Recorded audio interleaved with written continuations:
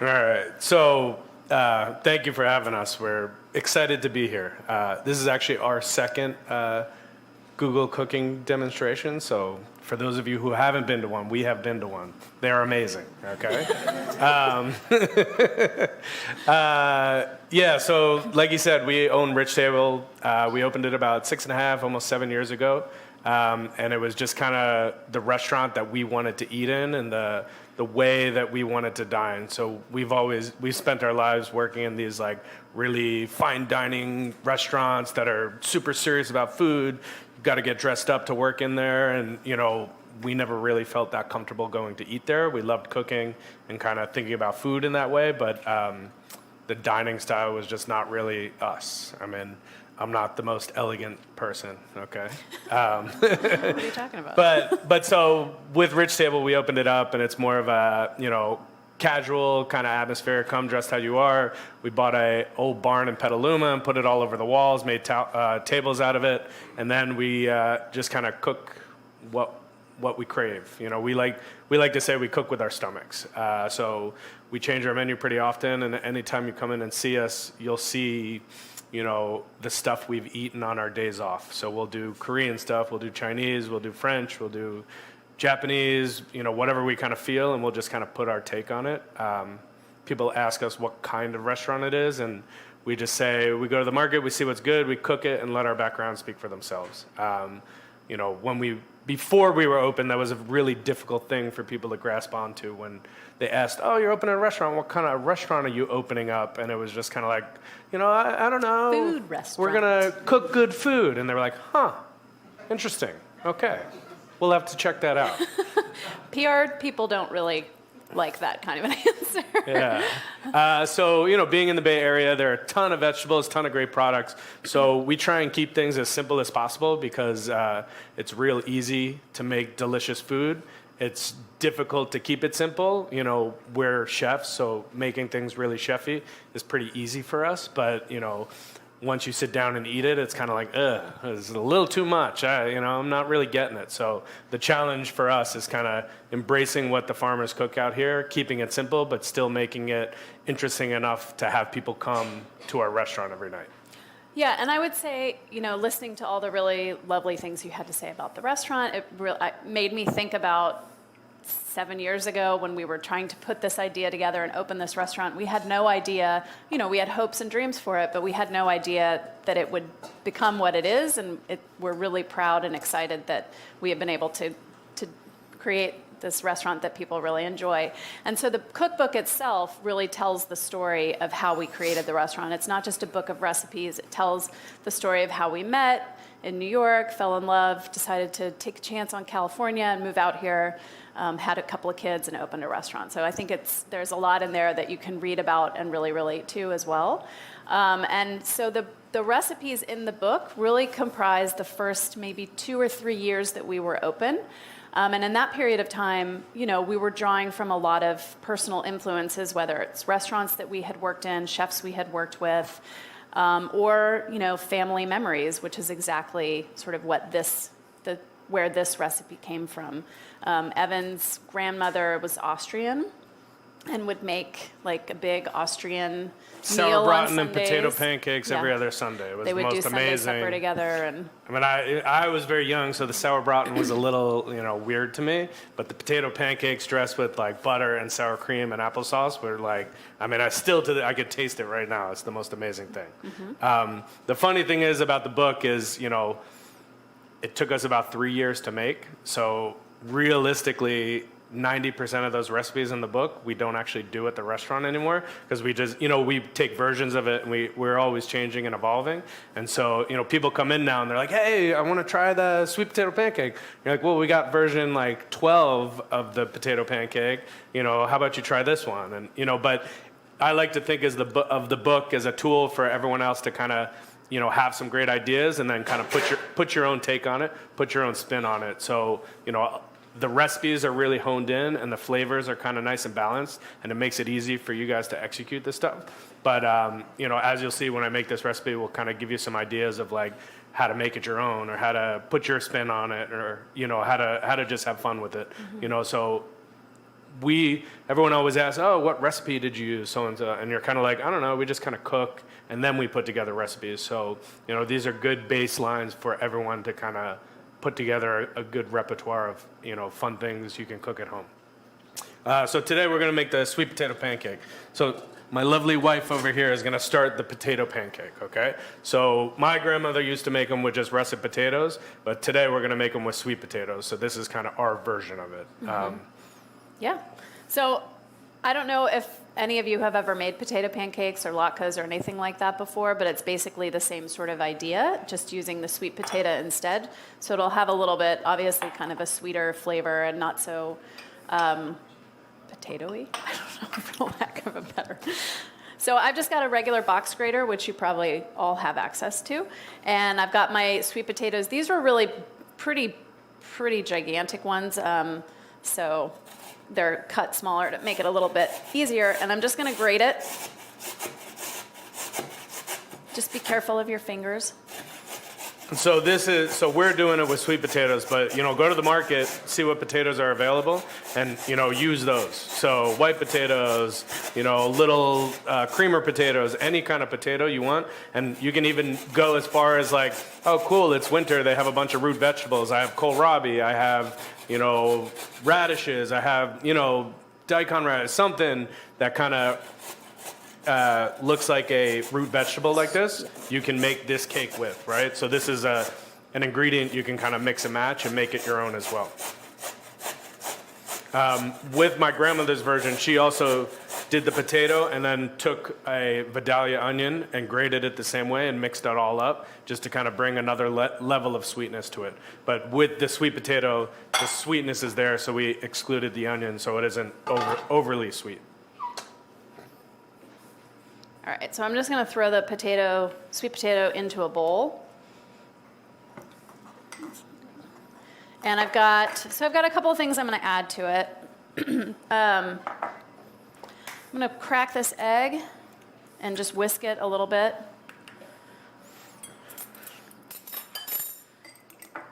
And so right now you're almost making a batter, right? So if you just put this into the pan alone, you could slowly cook it and the starches would help bring it together and it would kind of work. But to make this, we're trying to make, almost like a cake, right? So less of a, crispy potato pancake, but more of an actual pancake with potatoes in it. So I added some salt to it. Anytime you season something, I don't know if you noticed, but I seasoned up high and I seasoned everything instead of just throwing a big clump in there and then going from there. You want to really try to get your seasoning all over the place so that you can incorporate it really evenly. If you throw your big clump in there and mix it up, you'll mix it in there, but this is just a better way to really incorporate it evenly. This is just a little cream of tartar and the egg. The cream of tartar just helps stabilize the egg and make it more of a cohesive package, I guess. It's not that necessary, but we just do it because It helps to keep the egg from being, super liquidy, I guess. And then this is Wonder Flour. So Wonder Flour is a special kind of flour that it doesn't clump the way regular flour does. So it works really nicely here so you can avoid some of that clumpiness that you can get from flour. You can find it in pretty much all grocery stores. It is really not hard to find. But if you don't find it and you just want to use regular flour, you can do that too. So it's the type of flour that you would get if you're making gravy. And at the end, instead of putting AP flour in, which will clump, and you put it in at the end, and it thickens your gravy up without having to make a roux or anything like that. So it's, it just helps absorb and it doesn't clump up. What do you think? More egg? Yeah. Yeah, looks good. Okay. I'm the sous chef here. I don't know why she's asking me, okay? All right, so that's all mixed really nicely. I don't know if you can see. And so whenever you have something like this that it's got something raw in it, whether it's like a meatball or hamburger, you've got raw meat or you've got raw egg, and you don't really want to taste it like this to see if it's seasoned properly, you can just cook a little bit of it first and then taste it yourself, see what you think, add more salt if you need, or not if you don't. Okay, and then, so with this dish, with everything we do, right, there's a formula, right? I'm sure with what you do every day, you have a formula of how to execute things and stuff like that. So with our cooking, there are a few formulas that we use. So one is flavor-based, so sweet, salty, acidic, and bitter, right? So mixing these flavors together in a dish really help bring out flavors, but there's also a textural thing. So creamy, crunchy, creamy and crunchy are usually my balance, and then just kind of everywhere in between. So the potato kind of has a mix of all that, but we're also going to add another layer of it with some potato chips, okay? So it just brings another layer of flavor and another layer of complexity, right? So, part of making dishes interesting is, bringing these layers of complexity, and, keeping it simple is what we try and do, and just, texture brings another layer. And, the way that we're going to cook these potato chips, it just, brings another flavor to the sweet potato that, help elevate the dish. So I'm just slicing these on the mandolin. So basically making sweet potato chips real simple. I mean, it's very easy. We got a pot of oil on the stove.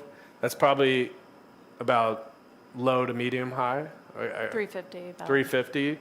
You don't want to go too hot because it'll burn the chips. So sweet potatoes have a lot of sugar in them. So too hot on the pan, too hot in the frying oil will burn them really quickly. So you want to kind of go low and slow. And so, the oil is just barely bubbling when I drop everything in there. And so it'll be perfect. So I just want to kind of let them go real slow. They'll cook nice and evenly, and they won't really brown up. And there's a moment when they're perfect, and then there's 2 seconds later, they're a little too dark. And I would say, we give you a temperature guide, and we say about 350, but just use your instinct, as you're cooking. If that seems to be a little high, depends on how much sugar is in the actual potato. They're all different, how thick you cut it. All of those things can affect it. So just maybe you need to turn it down a little. Maybe you need to turn it up a little. Don't just take our word specifically exactly to be right. And so if you're going to make this specific dish or a dish like it, these are something you can definitely make ahead, put them on the side, and just have them ready. Because a lot of the cooking we do, you cook it to order, and then you serve it. So something like this, the potato pancakes, if you're making this at home, you're going to want to cook the potato pancakes, plate them up, serve them, and eat them. Mm-hmm. You can make the potato pancakes and reheat them in the oven, but the best way to do it is to cook them, serve them. Like at my grandmother's house on Sunday, my grandmother would be in the kitchen making the potato pancakes and just kind of putting out batches, coming back, eating a little bit, go back into the kitchen, cook some more potato pancakes. Yeah. So, depending on what you're trying to do or how many people you're cooking for, you kind of want to just okay, cool, I'm going to cook these, I'll have everything else ready, and then we'll plate everything up. But you can also have an oven sort of on a low temperature with a nice, put a pan in there so the pan gets warm like a cookie sheet. And you can cook, 1, 2, 3, 4 of these. As you cook them, put them in the oven so they stay nice and warm. You're not heating them, you're not reheating them. You're just keeping them nice and warm, and then plate them right away and send them out. So. Okay, so while she's getting all the pans ready and these are frying, I'm going to start making the salsa verde. And so salsa verde to me is one of these sauces that I make very often, and a bunch of different versions. It's just one of the things we always like to have on a dish is something bright and fresh, and a salsa verde to me is one of these things that's just really light, really bright, and just brings a really nice element to a dish. So you can make it a bunch of different ways, but the way we usually start it off is with some shallots and garlic.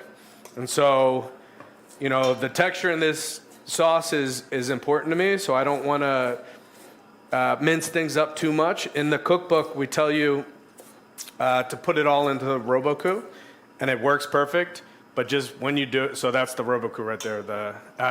So when you do it, you just want to get everything in and kind of quickly pulse it, and not break everything down too soupy. Okay, so I like to do it by hand, and I think when we made the cookbook, we were just trying to think about the people who are cooking at home. But if you're not making too much of this or cooking for too many people, doing it by hand is really easy, and it shouldn't be a problem. So I just mince up some shallots.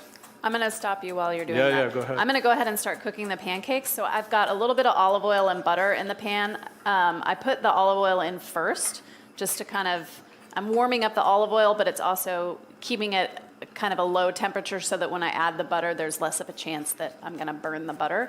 I don't want to get really color on it. That's not, I mean, that can be really good flavor, but that's not really the flavor I'm looking for here. But the flavor of the olive oil and the butter, you know, will be nice with the pancake. So I'm just going to put some of the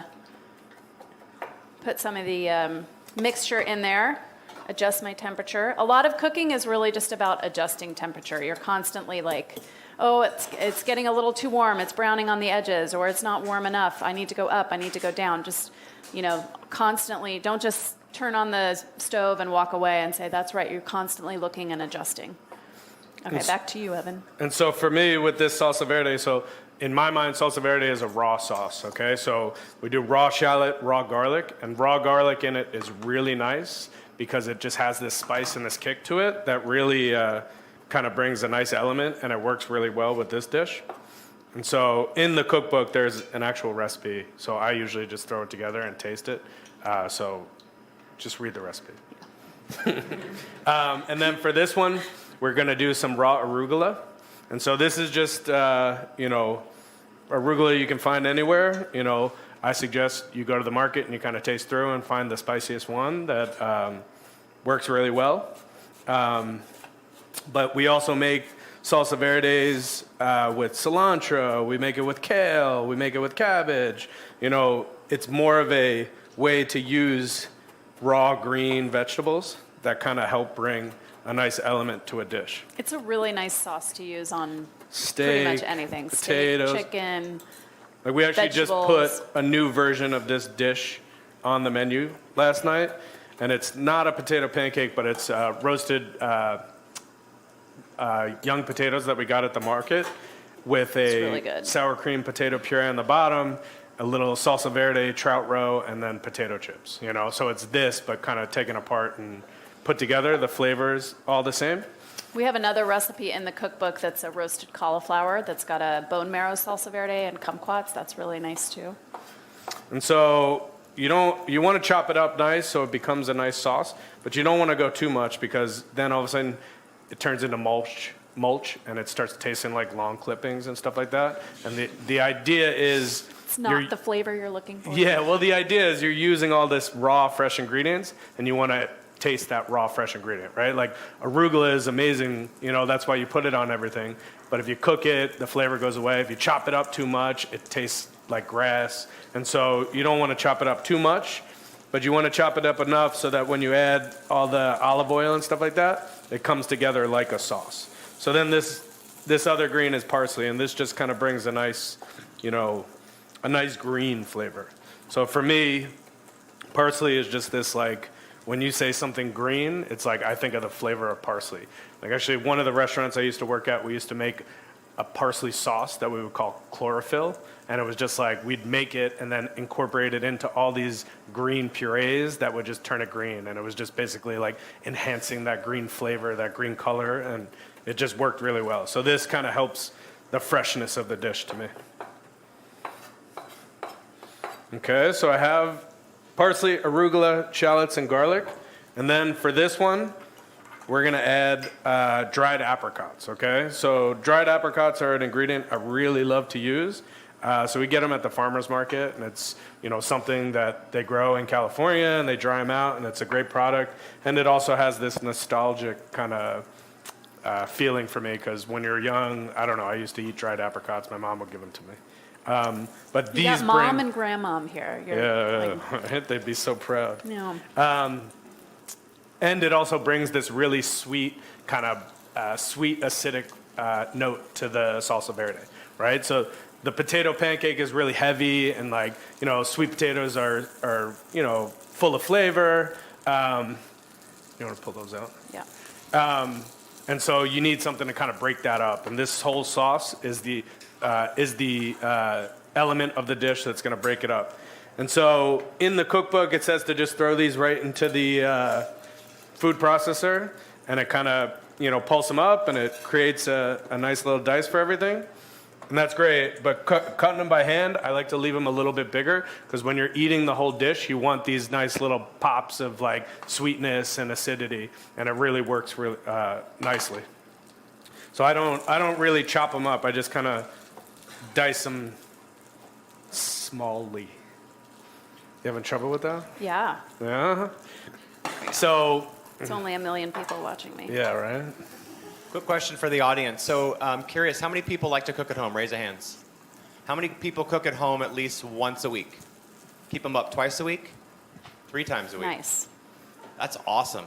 Wow. I had a quick story while they're cooking here that before we opened the teaching kitchens, we actually had Googlers that would never cook at home, and I'm sure it still happens.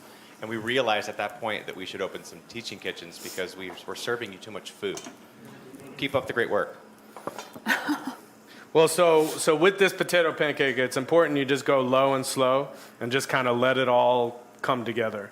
So the potato itself has so much sugar in it that if the heat is too high, it will start burning. But, I don't know, I guess you guys can't, a little bit, but it's just nice and caramelized here. And it just, you want it to go slow so that the potatoes cook and everything kind of comes together. But if you go too high, it'll start burning. The dark flavor is good, so you can go a little higher and get it a little darker, and that's that bitter element that you want in the dish. But going too fast and too far, it'll just start tasting burnt, and that's not what you want. Okay, so I have my diced apricot, parsley, arugula, garlic, and shallot. And then I'm basically just going to put it into a bowl.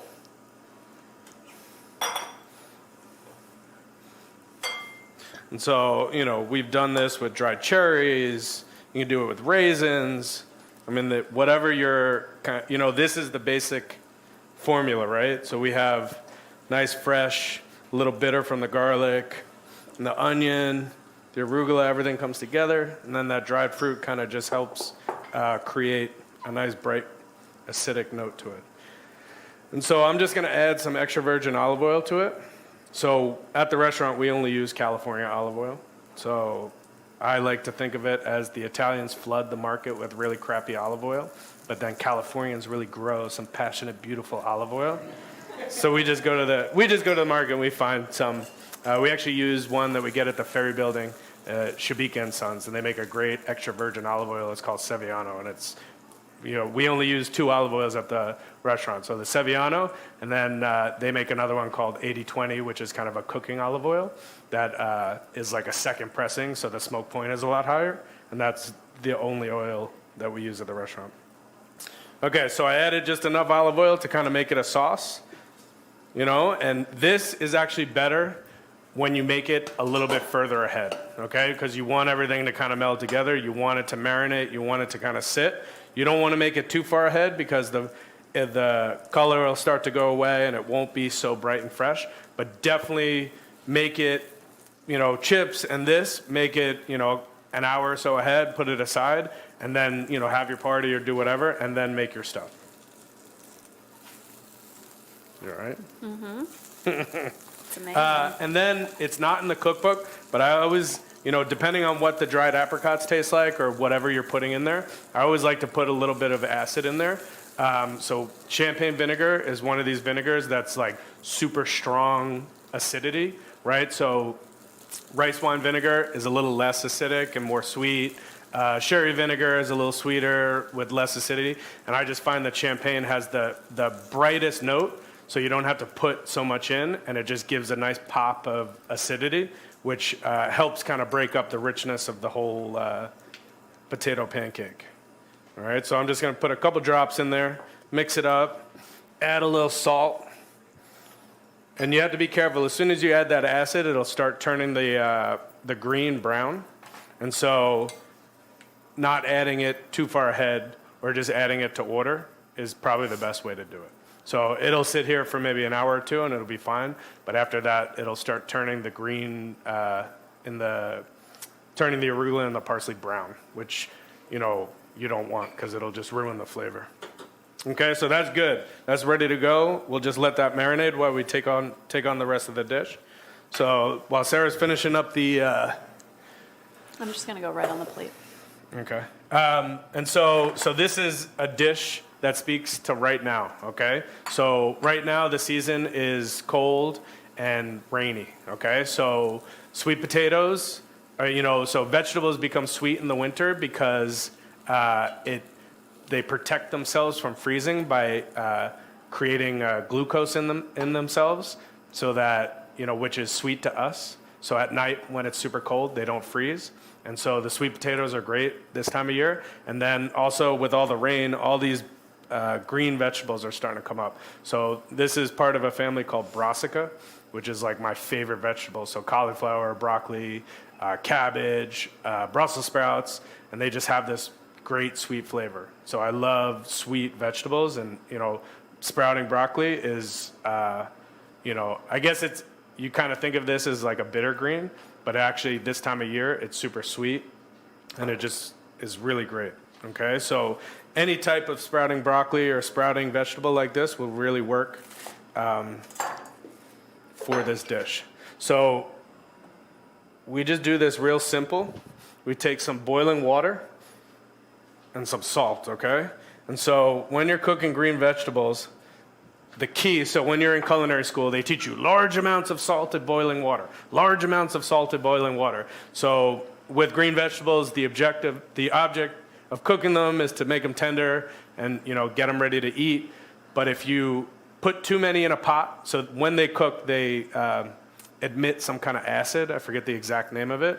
But if they're too much in the pot, the acid drips back in, and that turns the vegetable brown. Or if you put a lid on it, the acid drips back in, and it turns the vegetable brown. So if you just have you want to cook them as quick as possible. So that's where the rolling salted water comes in. So the salt brings the temperature up a little bit, and it makes the water a little bit hotter than it would without the salt. And just drop the vegetables in and let them cook really quickly. Okay, and so normally if you're not going to use them right away, you would have an ice bath and cool them down. But we're going to use them right away, and I'm going to take it the next step that's not in the cookbook. So in the cookbook, it tells you to just blanch them and then dress them with the salsa verde and kind of serve it. But today we're going to take it another step just to kind of show you how to step your game up. And I'm seasoning a little extra salt on top of the pancake when it came out of the pan, just so that it seasons it a little bit more. All right, so you want to cook them tender. You don't want to cook them too much because there'll be, a little texture with your vegetable is actually delicious. And so just a little bit of olive oil in a pan. So what I'm going to do is I'm going to take them out of this and put them right into this. And this is just going to kind of, bring a little bit more flavor. So brassicas, sprouting broccoli or whatever it is, a little caramelization on them really brings out the sweetness, and it tastes really great. And that's why if you eat fried Brussels sprouts, they're so amazing, because they just have that caramelized flavor because all that sweetness comes out, and it's just really amazing. So, if you learn that and you figure out with brassicas, you can just caramelize them a little bit and they elevate that flavor to the next level, it's super easy. So eating them like this is great. They taste delicious and they're fine. But I'm just going to take them out of the water. You don't want to get too much moisture in that pan because it'll flame up or...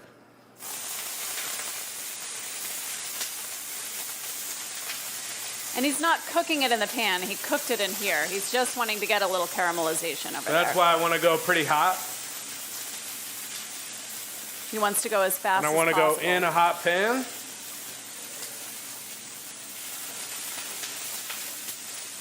And just kind of help bring it to the next level. And just caramelize it just a touch. Just to help bring out some of that sweetness of the vegetable. Cook them a little bit further. And make them even more delicious, okay? Sorry. All right, so we're going to start creating this dish for you, okay? So, sour cream. So, for me, eating the potato pancakes, I always drown sour cream and applesauce and tons of butter. And so we try and be a little bit lighter, where there's olive oil and fresh vegetables and stuff like that, and kind of think about it a little bit differently. So I put a little bit of the sour cream on it, just because that element of creaminess and richness really helps with the way the dish eats. But, if you want to do a little butter, or if you want to omit this altogether, there's plenty of fat from the olive oil. So right there, you see there's just a little bit of caramelization on everything. And it almost looks like it's burning, but it's like that's bringing a lot of flavor to it, okay? And so I'm just going to turn that down. Yeah, I would say, generally speaking, when you're browning things, you want to take it further than you really think that you do. People tend to get really nervous that they're going to burn things. But that dark flavor is what is really delicious. So be adventurous, take it a little further. Okay, and so with this broccoli, the way we like to serve it is I like to dress it with the salsa verde. Just because it helps kind of incorporate that flavor of the salsa verde with everything. And spread it out. And so just real simple, right out of the pan. And I just dress it up a little bit. And it just kind of helps bring everything to another place. And it helps the whole dish come together. So instead of having a pancake and some broccoli and some salsa verde, they're all sort of, you're eating them all together. And so this, if you also have a nice big pan, this is a great dish to do family style, where you can just kind of make a bunch of small pancakes or a big pancake and put it on a big plate and have a pile of green vegetables on it, sauce the salsa verde, and it works out really well. But it's also great individual. And so I'm just going to put a little bit more of the salsa verde on there. And then, this is the next layer of kind of texture in there, right? So if you think about really what's going on in this dish, there's a ton of texture, there's a ton of flavor going on, but it's all very simple and straightforward. Okay, and then I always like to finish with some fresh greens. And it's all the same flavors. We're kind of just layering all these flavors from this dish onto the same, same kind of platform, but it's just different layers of flavor, different layers of texture. Sometimes at the market you can get the flowering broccoli. You can actually get the flowers, and those are edible, and you can put those on the plate, and that's really pretty. So it's like really it's bright coming yellow. up really soon when you can get all that flowering stuff, because in the winter the rain comes and it makes all this beautiful green vegetables and sprouting, and like right at the end of winter, that's when everything starts flowering. It's called spring. Sorry. But it's coming up very soon, and it's actually like people get a little nervous about it at the market. You'll go to the market and see all these bunches of like sprouting broccoli, but they'll have all the flowers in it. It's one of my favorite times of the year because it's just like such like a sweet, lovely flavor, and it makes dish. Like at the end you can put a couple on, but you can also saute it up, and it's just a really beautiful thing to cook. And so then just a couple leaves of parsley. It's beautiful. And if you really think about it, this represents winter right now, right?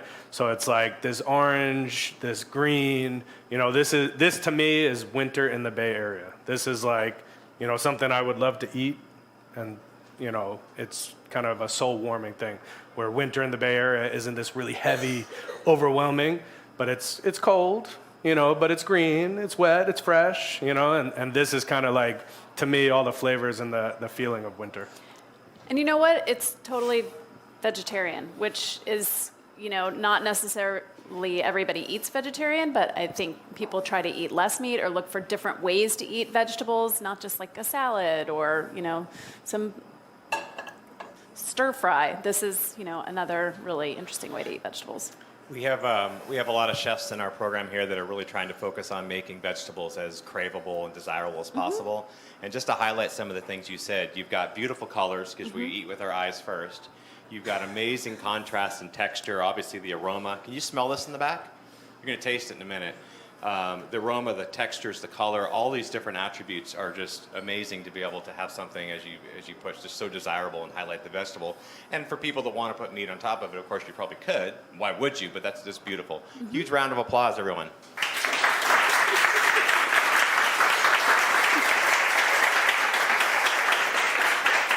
So we are going to open this up to a few minutes of Q&A. I have the first question, so if you have questions, just raise your hand, and then I'll ask the chefs to repeat the question out. So you mentioned you have children, and I don't know how old they are, but I'm interested in your current or future approach to how you're going to engage your children with food. And the reason I answer that is probably many mothers and fathers in the room, but we went through a long time where parents had to go back to work, and it was very hard for them to be able to cook with their kids. There's nothing harder than being chefs and restaurateurs and cookbook authors. How are you going to factor that in to be able to expose your children, or are you going to be like, kids, stay out of the kitchen, find another profession? They've already got they've got a job waiting for them washing dishes. Okay, They waiting, can't just wait. waiting. I mean, I'll let her kind of go into it, but from my view of it, I mean, everyone always, my kids will never cook. No way, I'm gonna push them away.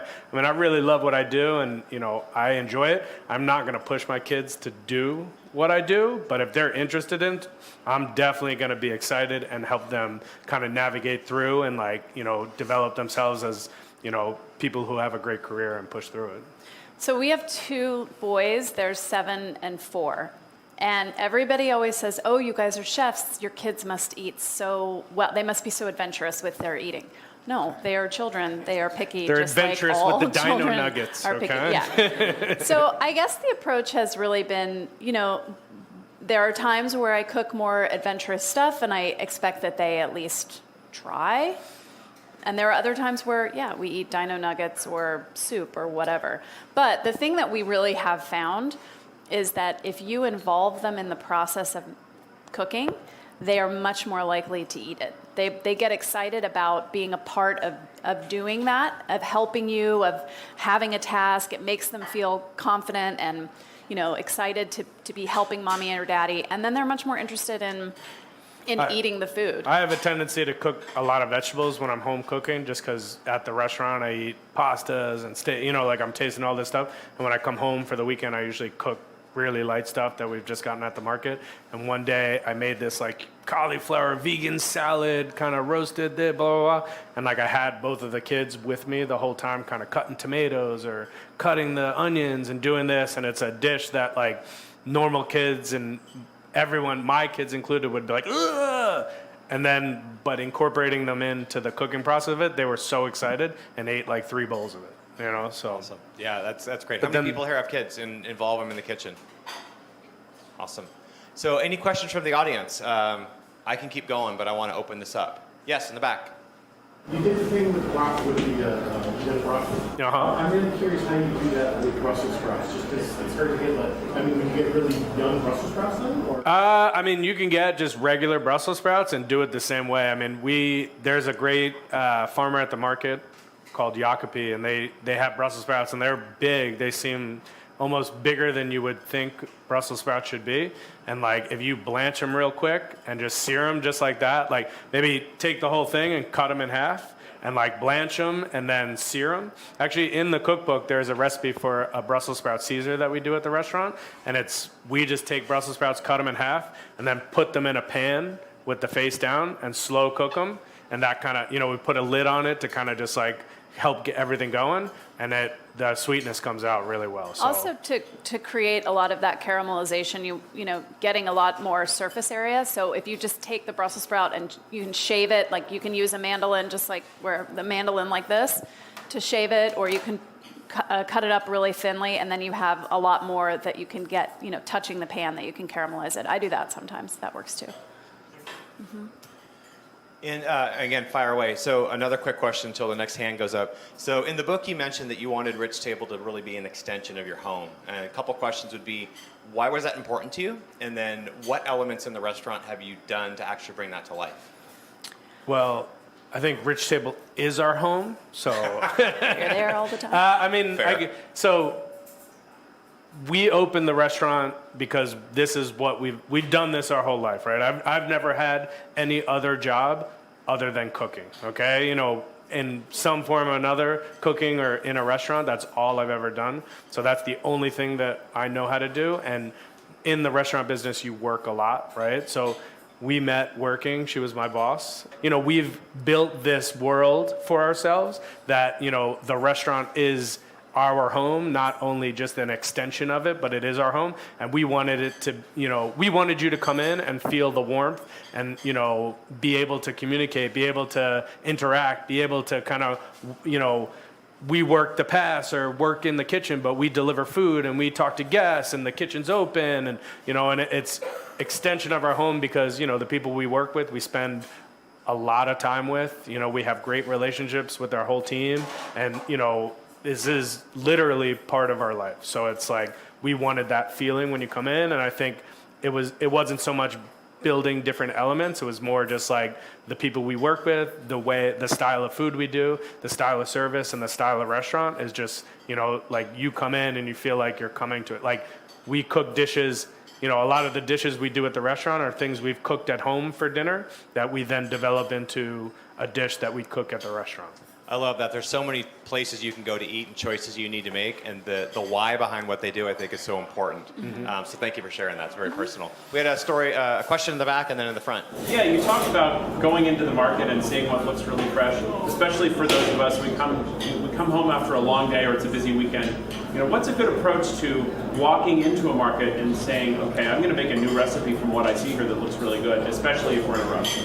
Well, so keeping it simple, right? So, I mean, it's easy for me to be like, oh, just go to the market, see what's good, and cook it, you know? But, I mean, really, like, if you went to a market and saw a bunch of greens, it's like, cool, I'm going to steam rice, you know, blanch them, saute them, you know, season them with a little shoyu and toasted sesame and put it over rice. I mean, to me, that's delicious, right? And the more experience you have cooking those type of things at home, right? And just like feeling comfortable, I know how to cook beets. I'm going to get a bunch of beets and maybe just mess around a little bit. And the, you know, the reason why we do what we do is just experience, right? Like flavor building, technique in cooking, memories we have, and we just kind of build these things together and with the experience. So going to the market, you know, it might be a little difficult or daunting at first, but it's like, just keep it simple. You know, like the food you're going to get at the market is delicious no matter what. So, you know, a baby cabbage that you just sear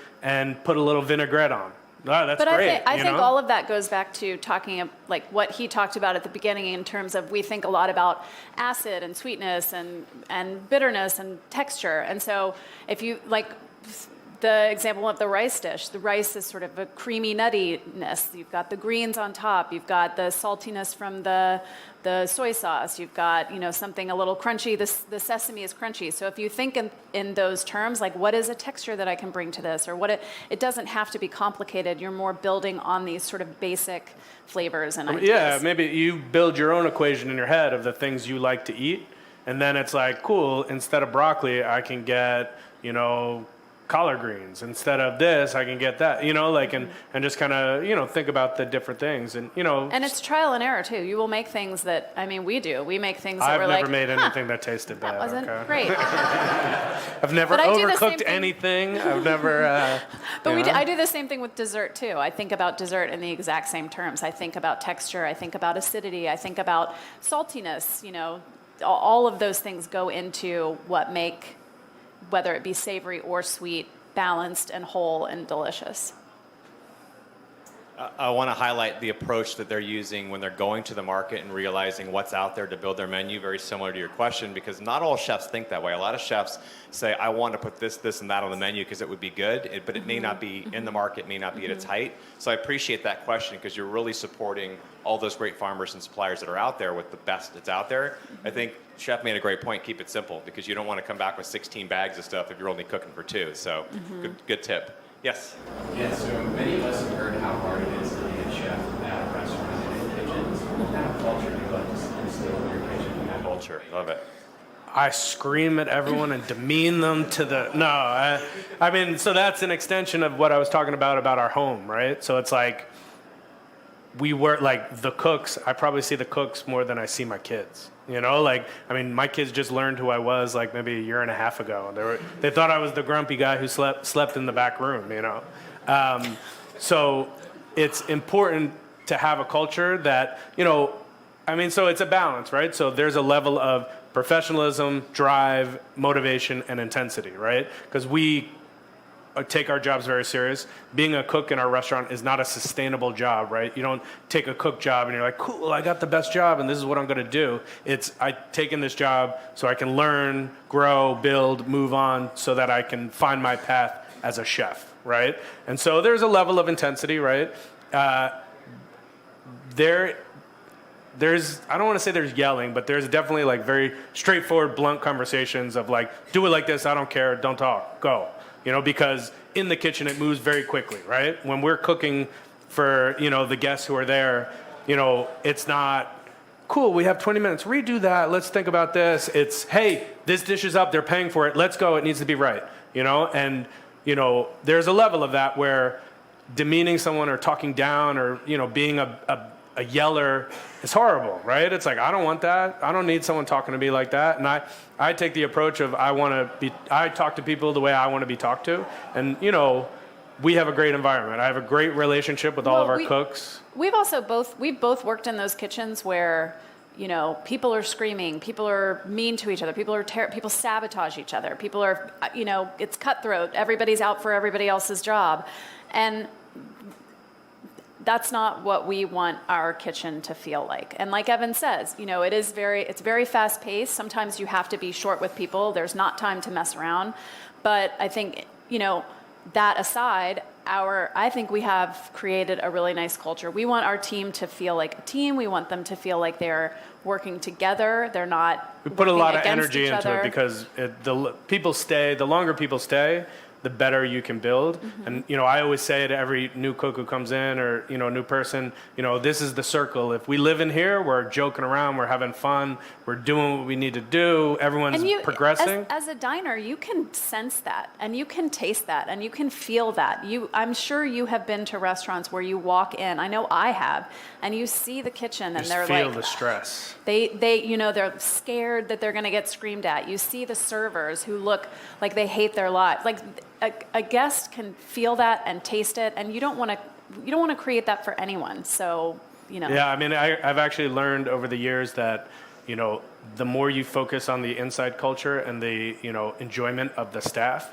the better that translates to the guest. You know, I guess in the beginning I was always like the guest, and like didn't really think about the staff or the culture and stuff like that. And then just over the years with the experience, the more we focus on the employee, you know, culture and enjoyment of everything, that translates even more into the guest experience, and they have an even better time. Because at the end of the day, the server, the cook, the manager, the hostess, the dishwasher, everyone is representing us, right? Like, so if they're not representing us the proper way, they're not translating our vision to you, and we want them to be happy, and, you know, this is our house, you know, and so everyone in it is welcome and, you know, happy in it. But I mean, there definitely gets some tense moments, you know. I mean, we're married, so we always make it awkward sometimes, you know. Well, I think that's a perfect way to end our time together. We have some food coming out, but before the food touches your hands, let's give a last round of applause.